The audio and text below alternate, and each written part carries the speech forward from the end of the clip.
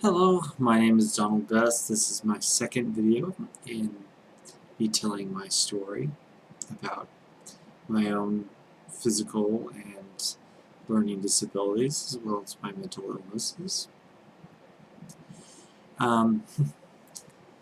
Today's going to be a fun day because it's about me as a baby. And as a baby, I was extremely happy.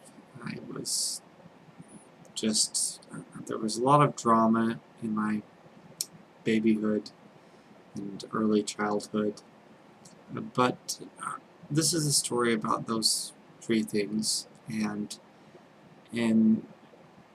so I'm not going to really tell you all of the different things except for as they become relevant, but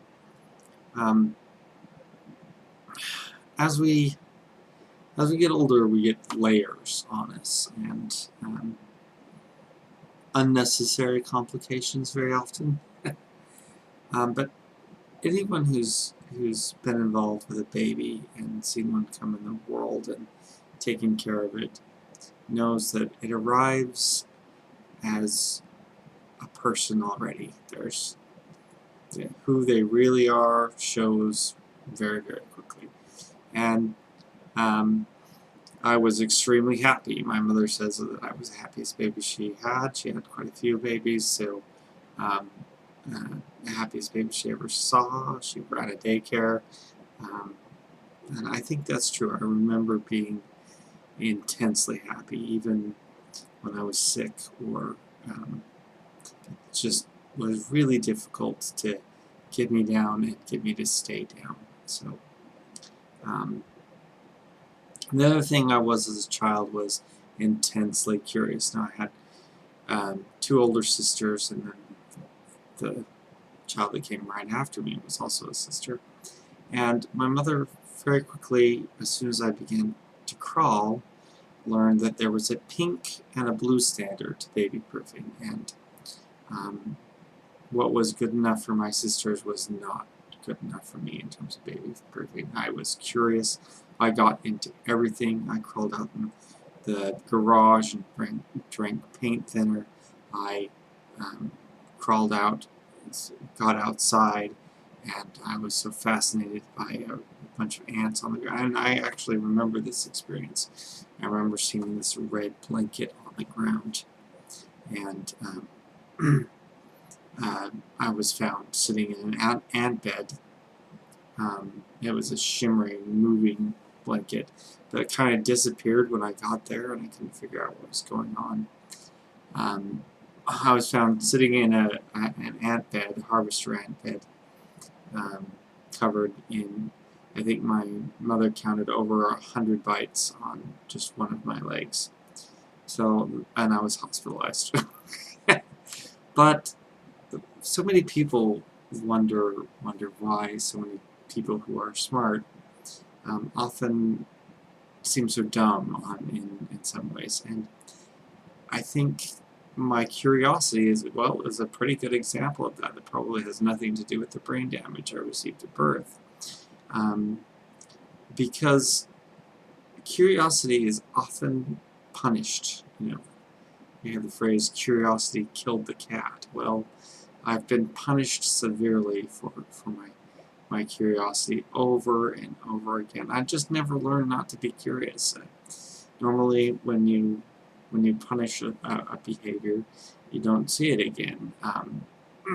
If the individual or creature is smart, but not with curiosity. I think there's some genetic programming in there, and I certainly got a strong dose of it to keep us from learning not to be curious. And people who tend to be very curious are pretty stupid in that regard. They get punished over and over for their curiosity, and they just keep going, and that's never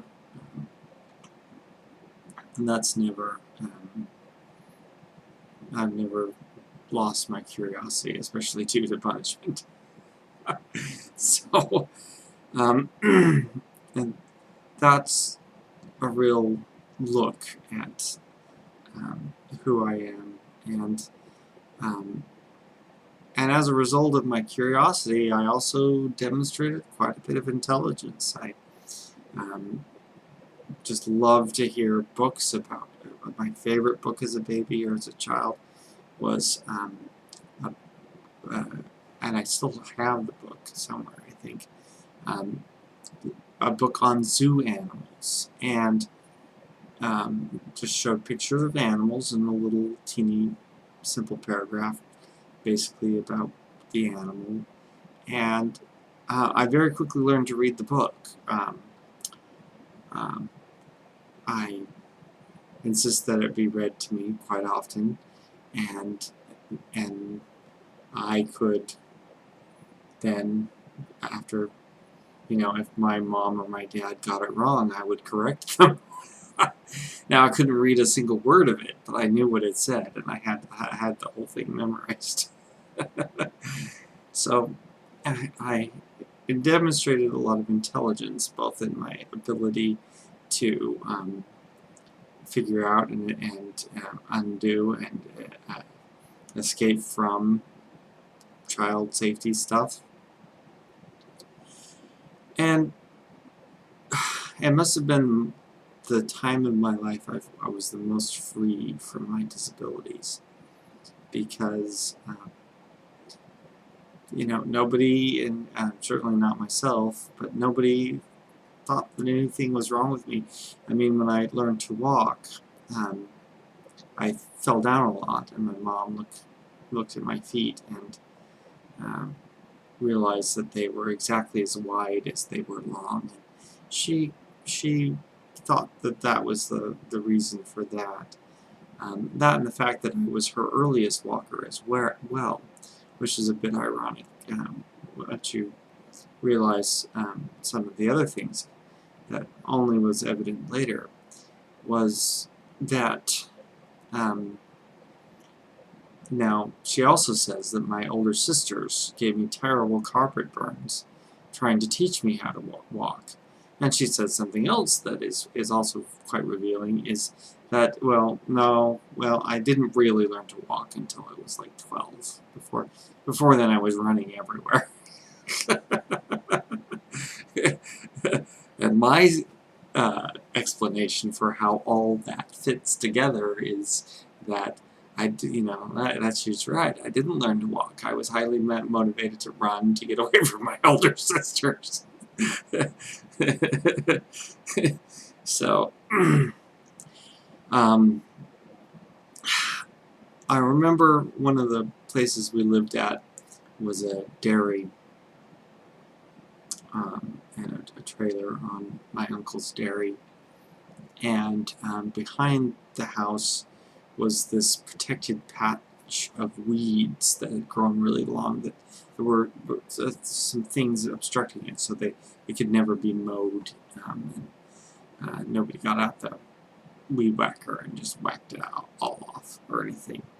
And it was a whole world, and I remember really young, I was under 5, I crawled into there, and I realized that the insects and little bugs in there, that was just a whole little world unto itself, to those sizes of creatures, and I was just fascinated by all of them and watching them move, and I had dreams about how being and living in that world. Some of my very few positive dreams were living inside, being a ladybug or a little ant or a praying mantis. So then I went to, backtrack a little bit. My mother had set the goal that before her children got to kindergarten, they would know their ABCs and be able to write their names. And she accomplished this goal with my 2 older sisters quite easily. And she didn't even have to try to teach me. Just by teaching my two sisters, I already knew my ABCs. She didn't put any particular effort into teaching me to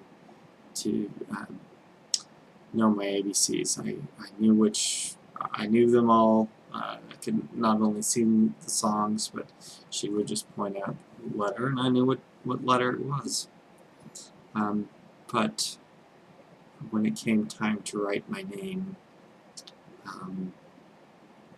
she failed miserably. She put a lot more effort into teaching me how to write my name than any of my sisters, and I tried really hard, and I could not write my name. You know, I couldn't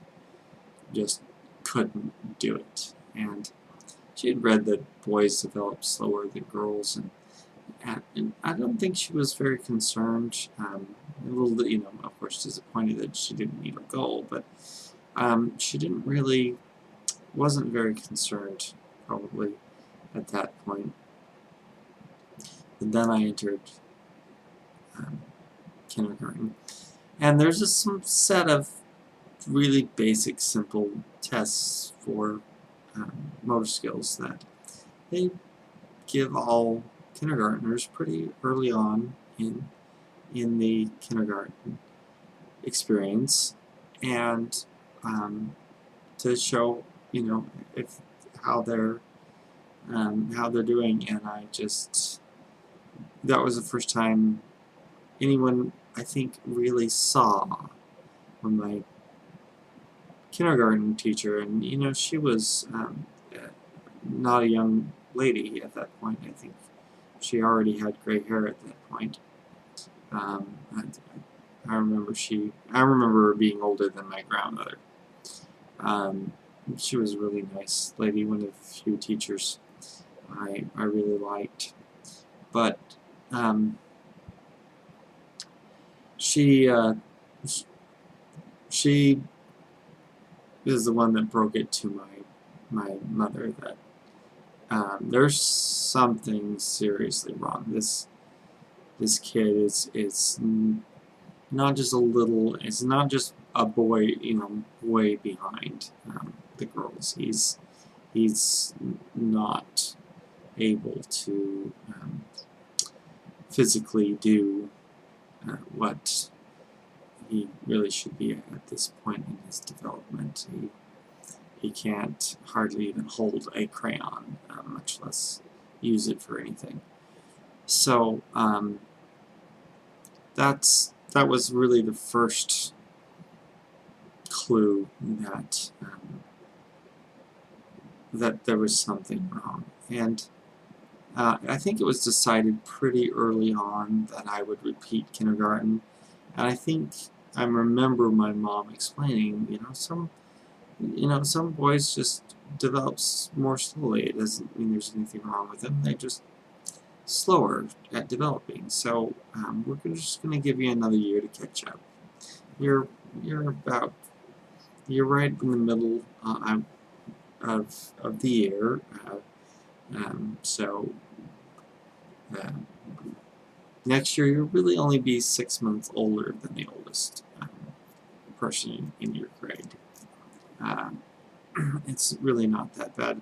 And I remember her telling me, and as I remember it, it really seems to me, at least now, that she was telling herself that she just thought that I needed a little more time.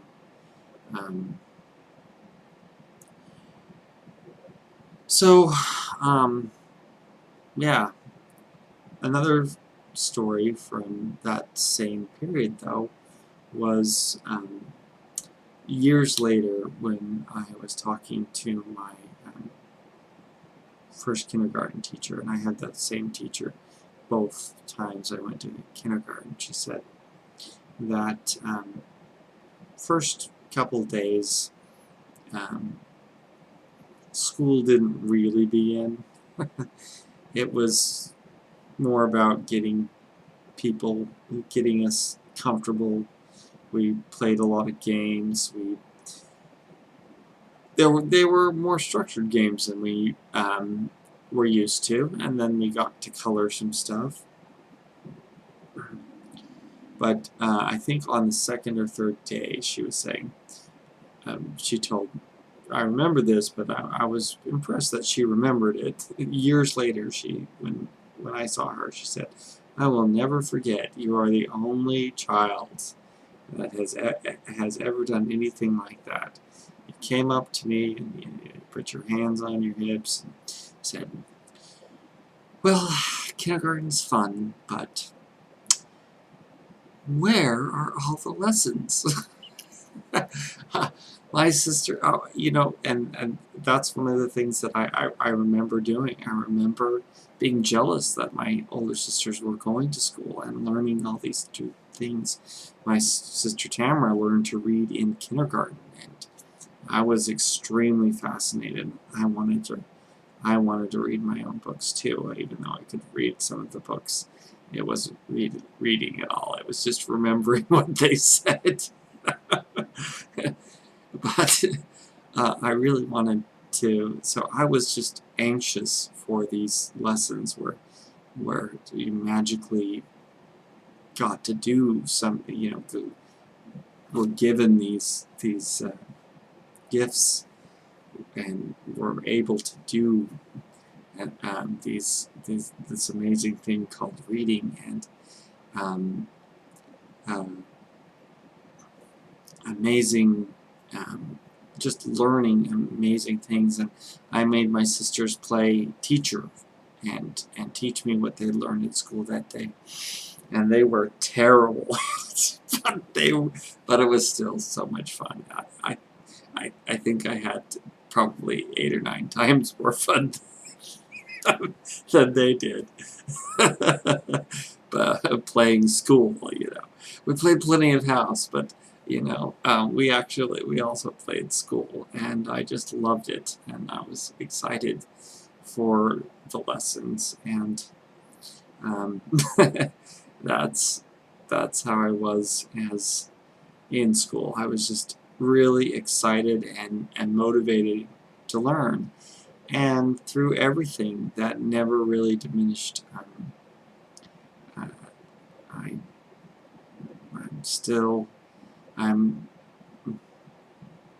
Most people know me think I'm going to go back and be a doctor, and I'm not sure after graduate school.